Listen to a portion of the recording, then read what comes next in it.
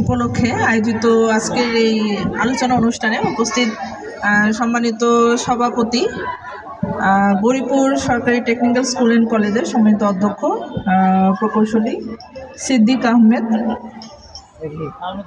উপস্থিত সম্মানিত বিশেষ অতিথিবৃন্দ, উপস্থিত অত্র বিদ্যালয়ের সম্মানিত প্রধান শিক্ষক, প্রিন্ট এবং ইলেকট্রনিক মিডিয়া সম্মানিত সাংবাদিকবৃন্দ, সকলকে সালাম এবং শুভেচ্ছা জানাচ্ছি। আসলে সকলের বক্তব্যের পর আসলে এখানে আমার পূর্বে যারা বক্তব্য দিয়ে গিয়েছেন তাদের বক্তব্যের মধ্যেই কিন্তু সকল কথা চলে এসেছে। তাদের বক্তব্যের পর আসলে নতুন কিছু বলার মতো আর আমি খুঁজে পাচ্ছি না। তো তারপরেও যেহেতু প্রধান অতিথি হিসেবে আছি, দু চারটি কথা আপনাদের উদ্দেশ্যে বলতেই হয়, খুব বেশি লেংদি করব না। এখানে আজকে মেইনলি আমি শুরু থেকে যা দেখছি যে দর্শকবৃন্দদের একটা বড় অংশ হচ্ছে আমাদের ক্ষুদে শিক্ষার্থীবৃন্দ, আর এছাড়া অভিভাবকবৃন্দ রয়েছে। এই ক্ষুদে শিক্ষার্থীবৃন্দ যারা আছে বা অভিভাবকবৃন্দ যারা আছেন, তাদের সামনে আমরা যদি আমাদের আজকে যে কারণে আমাদের এখানে আসা, যেই কারণে আজকের এই অনুষ্ঠানের আয়োজন, অর্থাৎ কারিগরি শিক্ষার গুরুত্ব সম্পর্কে তাদেরকে বোঝানো, এই বিষয়গুলো বোঝাতে আসলে আমাদের একেবারে তাদের লেভেলে নেমে গিয়ে তাদেরকে বোঝাতে হবে।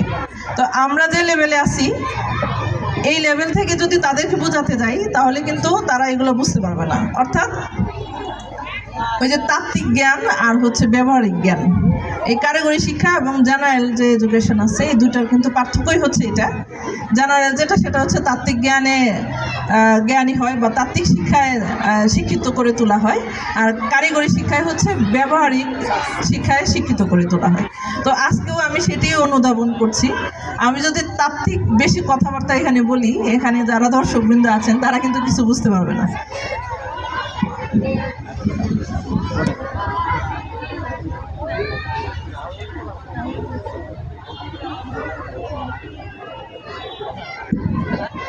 তো এই জন্য আসলে এখানে আজকে আমিও সেটি অনুধাবন করতে পারছি যে এখানে তাত্ত্বিক কথাবার্তা যদি আমি বেশি বলি আমাদের দর্শকবৃন্দরা এখানে বুঝতে পারবে না।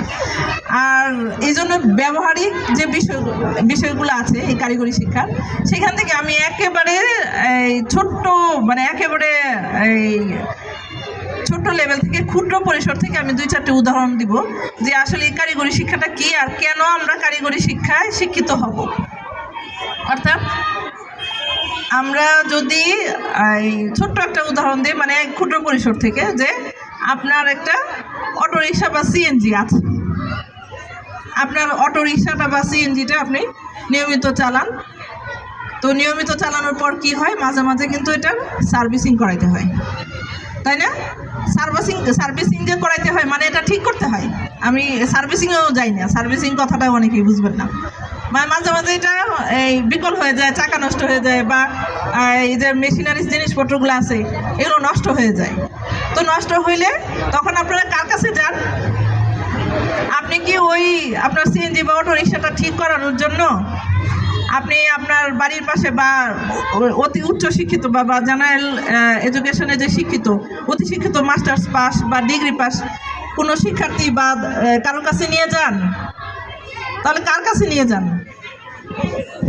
একটু কথা বলি আমরা। আপনারা যদি কথা না বলেন তাহলে বুঝবো যে আপনাদের এক কান দিয়ে শুনছেন আর এক কান দিয়ে বের হয়ে যাচ্ছে, কিছুই আপনারা নিয়ে যেতে পারবেন না। কার কাছে নিয়ে যান? সহজ কথা বলছি আমি। আপনার যদি রিক্সাটা নষ্ট হয়ে যায় আপনি কার কাছে নিয়ে যান? হ্যাঁ, মিস্ত্রির কাছে নিয়ে যান, মেকানিকের কাছে নিয়ে যান, তাই না? তাহলে ওই যে মিস্ত্রি বা মেকানিক, সে কি জ্ঞানে মানে দীক্ষিত, বা সে তার জ্ঞানটার নাম কি? হ্যাঁ, ইলেকট্রিক মিস্ত্রি বা যান্ত্রিক মিস্ত্রি বা অনেক কিছু আছে, তাই না? মেকানিক বলা হয়, মেকানিক মিস্ত্রি। তাহলে তাদের যে জ্ঞানটা, এই জ্ঞানটা কিন্তু আসলে কারিগরি জ্ঞান। আমাদের দেশে এখন পর্যন্ত অধিকাংশ মিস্ত্রি কিন্তু আপনি যদি যান জিজ্ঞাসা করেন দেখবেন যে তার কিন্তু আসলে কোনো একাডেমিক পড়াশোনা নাই। তাকে যদি জিজ্ঞাসা করেন সে কোথা থেকে পড়াশোনা করছে সে বলতে পারবে না, কিন্তু তার যে কারিগরি জ্ঞানটা আছে সেই জ্ঞানটা সে কোথা থেকে অর্জন করেছে, সে কিন্তু শিখতে শিখতে যে ব্যবহারিক জ্ঞান সে অন্য একজনের কাছ থেকে দেখে বা করতে করতে সে শিখেছে, তাই না? করতে করতে শিখে সে কিন্তু অনেক অভিজ্ঞ হয়েছে এবং এখন সে যে কোনো তার সেক্টরে যে কোনো কিছু সে ঠিক করতে পারে। তো এখন আমাদের প্রশ্ন হচ্ছে যে ওই যে লোকটা কারিগরি জ্ঞানে জ্ঞান সম্পন্ন হইল, তার কিন্তু মানে তাকে কিন্তু কেউ সুযোগ দেয় নাই, তার স্কুল কলেজে বা সে স্কুল কলেজে হয়তো যাওয়ারই সুযোগ পায় নাই, ওখান থেকে সে শিখতে পারেনি। সে শিখেছে হয়তো বা 10 বছর 15 বছর লেগেছে, 10 বছর 15 বছর শুধুমাত্র সে অন্য একজন মানে তার যে দীক্ষা গুরু তার পিছনে পিছনে সে শুধু ঘুরেছে, সে কিভাবে কাজ করেছে সে শুধু ওটা দেখেছে। ওই 10 বছর 15 বছর যেটুকু সময় তার লেগেছে ওইটুকু জ্ঞান অর্জন করতে, ওই সময় কিন্তু সে কোনো বেতন পায়নি, কোনো ভাতা পায়নি, কিছু পায়নি, তাই না? সে শুধুমাত্র দেখবেন যে ওই যে জ্ঞানটুকু সে অর্জন করেছে আর সাথে কিন্তু কোনো কিছু পায়নি। কিন্তু কেমন হবে যে আপনার সন্তান যদি যে স্কুল বা কলেজে দিবেন সেই স্কুল বা কলেজ থেকেই যদি ওই মেকানিক বা এই ইলেকট্রিক বা এই ধরনের যে বিভিন্ন সাবজেক্টগুলো আছে এই ধরনের যে বিষয়গুলো, বা একটা ছোট ধরেন একটা ফ্যান, এই ফ্যানটা তৈরি করে কিভাবে, ওই জ্ঞানগুলো যদি সে ওই স্কুল কলেজ থেকে যদি নিয়ে আসে তাহলে কেমন হবে বলেন? কেমন হবে? ভালো হবে না? তাহলে আপনি যে স্কুলে বা কলেজে তাকে দিলেন তারপরে আপনার কিন্তু আসলে তার জন্য চিন্তাই করতে হবে না, সে ভবিষ্যতে চাকরি করবে না অন্য কোনো পেশা বেছে নেবে, ব্যবসা করবে না কি করবে, এই বিষয়ে কিন্তু আপনার আর কোনো চিন্তাই করতে হবে না। কারণ ওই যে বললাম যে একজন মেকানিক মিস্ত্রি যে এত অভিজ্ঞ মিস্ত্রি হয়, তার যে জ্ঞানটা সে এই অন্যজনের কাছ থেকে যে সে আহরণ করে ওই জ্ঞানটাই কিন্তু আপনার সন্তানকে একেবারে ছোটবেলা থেকে ওই স্কুল বা কলেজ থেকেই দিয়ে দিবে।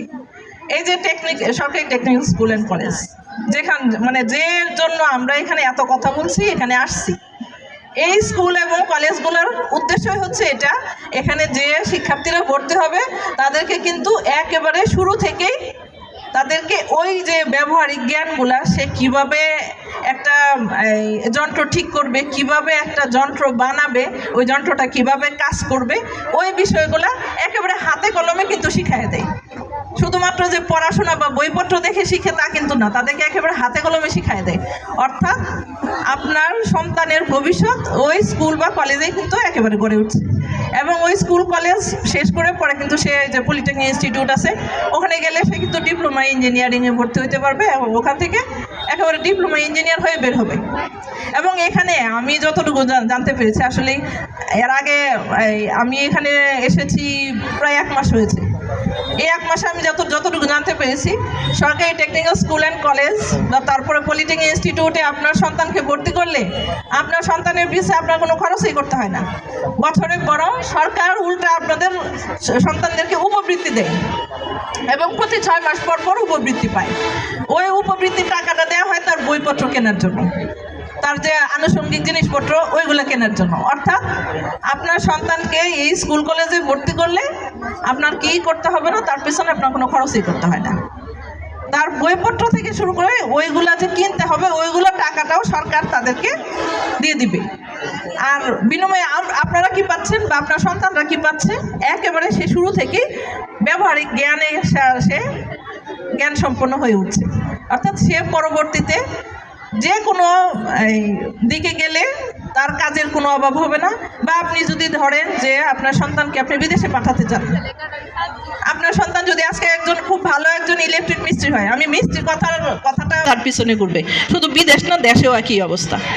আপনি তাকে আজকে একটা ব্যবহারিক জ্ঞান এই একটা জ্ঞান সম্পন্ন যদি আপনি করে নিতে পারেন তাহলে তার কাজের পিছনে ঘুরতে হবে না। এই যে বেকার বসে থাকে সন্তানরা পড়াশোনা করে কোনো কাজ নাই, কোনো এইরকম হবেই না। আপনি এখানে টেকনিক্যাল স্কুল অ্যান্ড কলেজগুলোতে পড়ান, আপনার সন্তান এই যে আমাদের সম্মানিত সভাপতি মহোদয় বললেন, উদাহরণ দিলেন যে